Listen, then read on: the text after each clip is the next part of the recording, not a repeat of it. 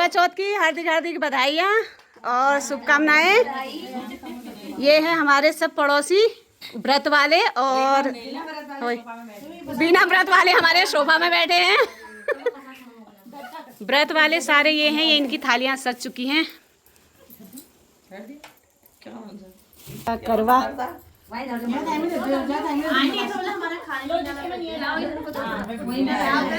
कथा पड़ेगी दक्षिणा। करवा चौथ की कथा समाप्त हो गई है, चाय पानी भी हो गया हमारा। अब चलते हैं अपने अपने घर को। सभी लोगों का सुहाग अमर रहे, सुख शांति और तुम्हारा भविष्य चंद्रमा की तरह चमकता रहे। हेलो दोस्तों, नमस्कार, पहला का प्रणाम। आप सभी का स्वागत है मेरे नए दिन के साथ, नए ब्लॉग में। और मेरी ब्लॉग की शुरुआत हो रही है ना आज 3:30 बजे से। तो दोस्तों आप सभी को करवा चौथ की हार्दिक हार्दिक शुभकामनाएं और बहुत बहुत बधाइयाँ। तो दगड़ियों मेले अबेल जामी कीर्तनों में तो दगड़ियों सभी लोग करवा चौथ के दिन कीर्तन भजन कर रहे होंगे और आज करवा माता की कथा पढ़ी जाएगी। तो जिन माताओं ने, जिन बहनों ने ना करवा चौथ का व्रत रखा है, तो सभी को मेरी तरफ से हार्दिक हार्दिक शुभकामनाएं, बहुत बहुत बधाइयाँ। तो मैं भी जा रही हूँ, मेरा व्रत तो नहीं है, फिर भी कीर्तन भजनों में जाते हैं, कथा सुन के आते हैं। तो आप सभी लोगों को भी ले चलते हैं, आप सभी लोग मेरे साथ बने रहना। तो दोस्तों चलते हैं, कीर्तन भजन तो शुरू हो गए हैं और हम लोग भी चलते हैं। आप सभी लोगों को ना आज करवा चौथ के कीर्तन भजन सुनाए जाएंगे, तो आप सभी लोग बने रहना हमारे साथ। तेज धूप आ रखी है आज अच्छा हो रखा है मौसम। नमस्कार। बहुत ही अच्छा हो रहा है मौसम आज। आजकल ना धूप आ रही है तो अच्छा हो गया। एक दिन बारिश हुई थी तो मौसम ठंडा हो गया था, अभी धूप आ रही तो अच्छा हो गया, ना गर्मी ना ठंडा, बहुत बढ़िया हो रहा है मौसम। तो कुछ इस तरीके का दिख रहा है अभी आसमान में, कहीं कहीं पे बादल लगे हुए हैं और कीर्तन भजन भी शुरू हो गए हैं हमारे यहाँ। देव दर्शन को चढ़ाऊं, क्या चढ़े भगवन,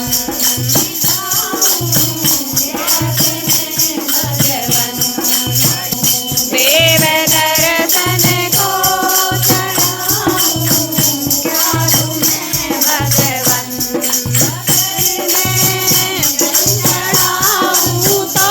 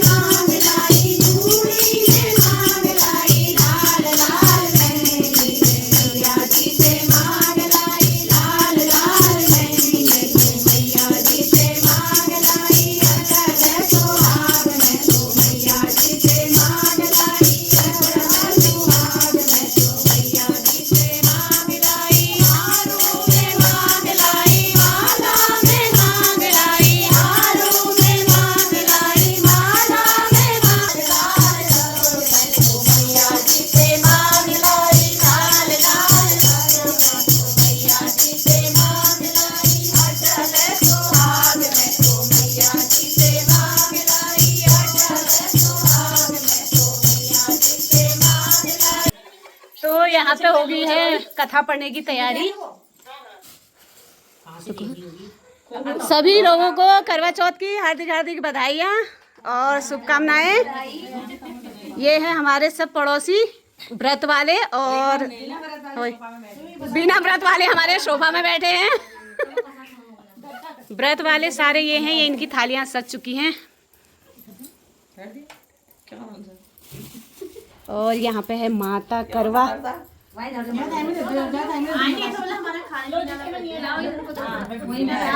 हाँ, अब हो रही है यहाँ पे कथा शुरू। जय।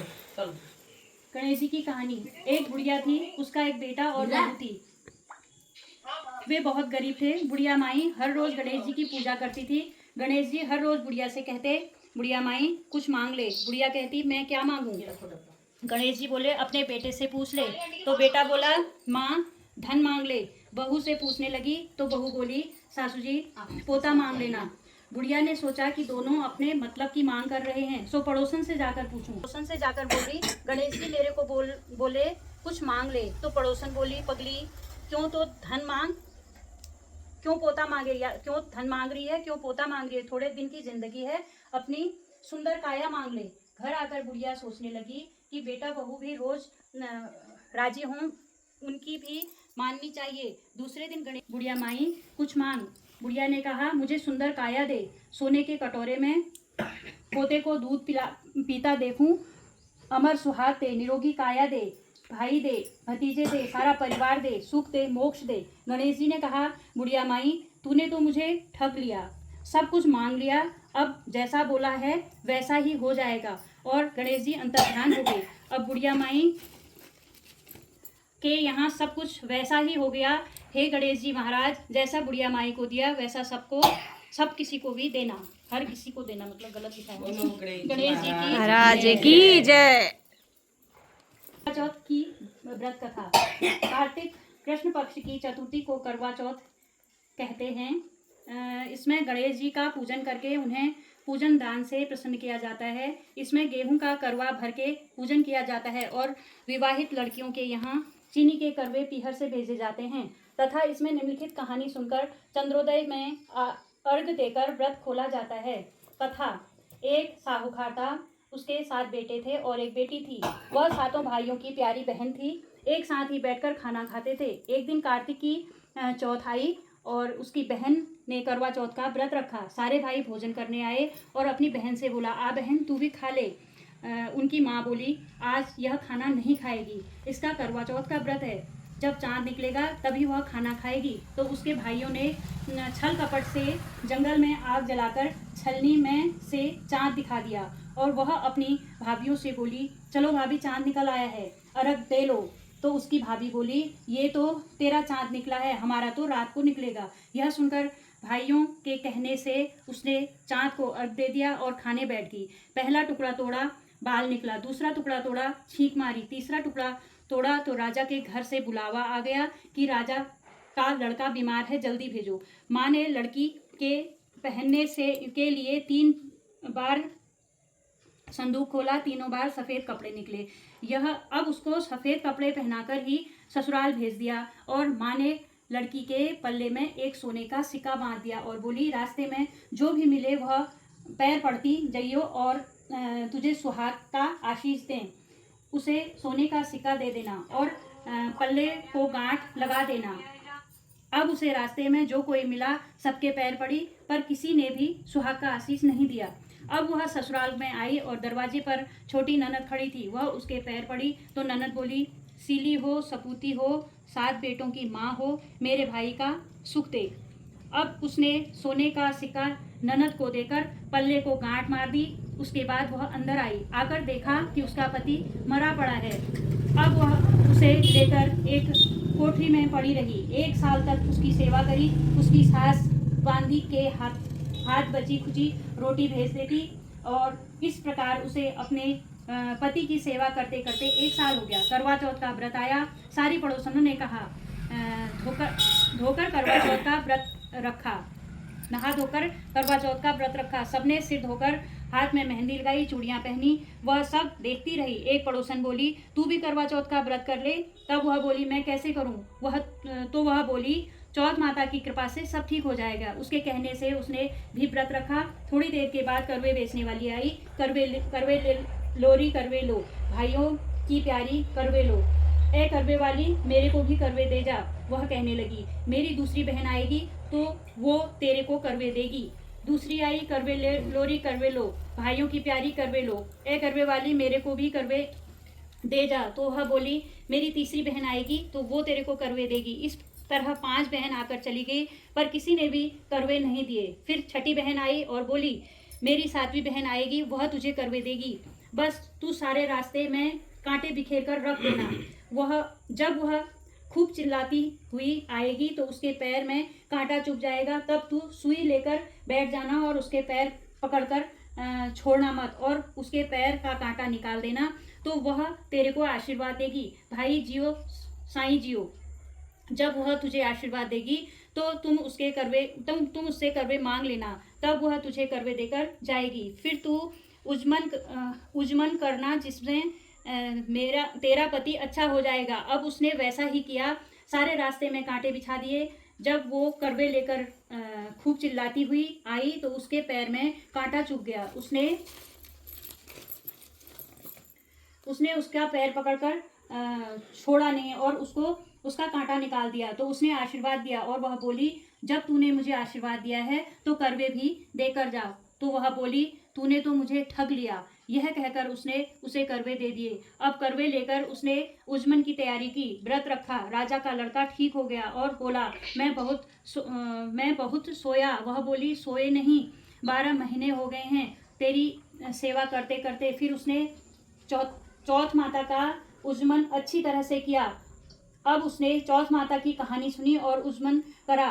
अब वे दोनों चौपड़ खेलने लग गए। इतने में उसकी बांदी तेल की पत्नी और गुड़ की डली लेकर आ गई।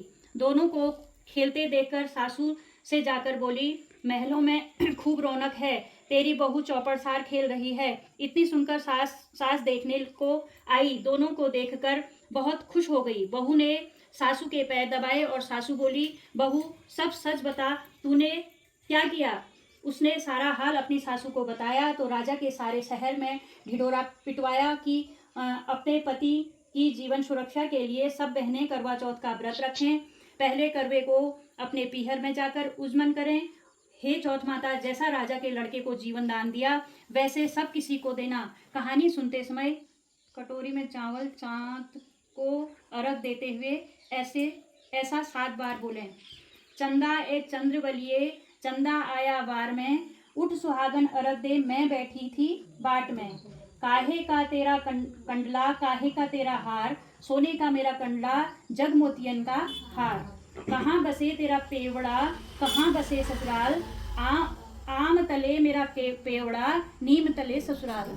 चंदा ए चंद्रावलिए, चंदा आया बार में, उठ सुहागन अर्घ दे, मैं बैठी थी वाट में।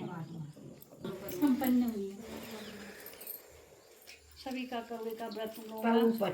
कथा पड़ेगी दक्षिणा छत में, और यहाँ पे दे रहे हैं अर्घ। जय हो सूर्यदेव भगवान।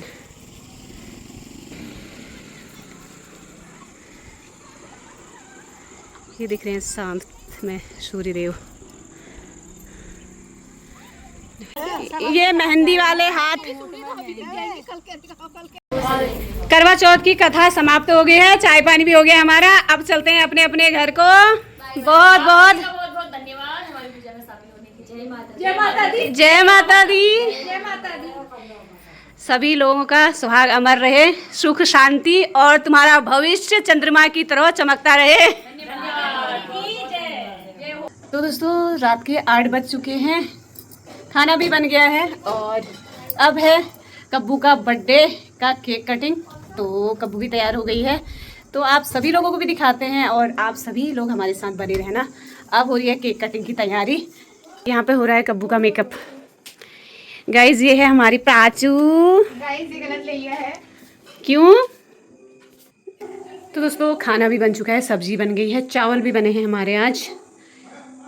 यहाँ पे केक कटिंग की तैयारी हो गई है। रोटी बना। अरे ये क्या था?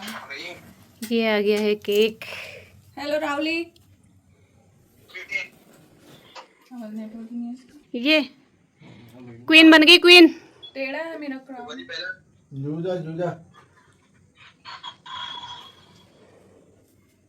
चलो कट करो केक। ये हमारी महारानी। Happy birthday Kabbu. Thank you. ये है कब्बू का स्पेशल बर्थडे आज। आज कब्बू बनी है, क्या बनी है कब्बू? महारानी।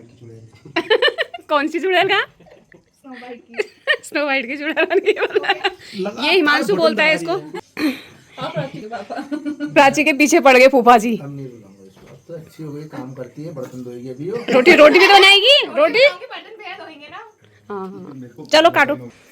चलाओ कैंडल जलने लगी यहाँ पे।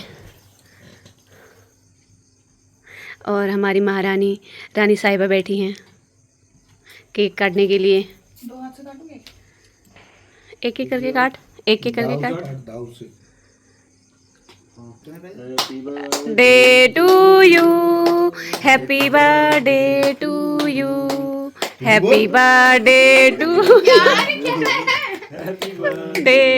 You Kabbu, happy birthday. बचाया था कि मम्मी उसको मंदिर में रखेगी।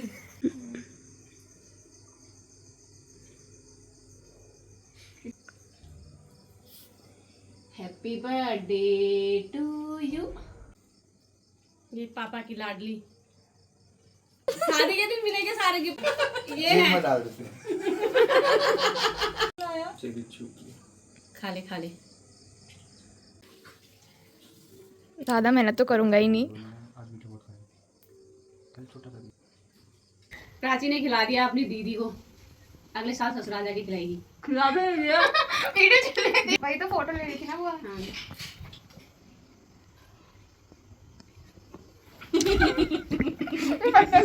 तो दोस्तों केक कटिंग भी हो गया है, केक वगैरह खा लिया है और अब बना रही है प्राची रोटी।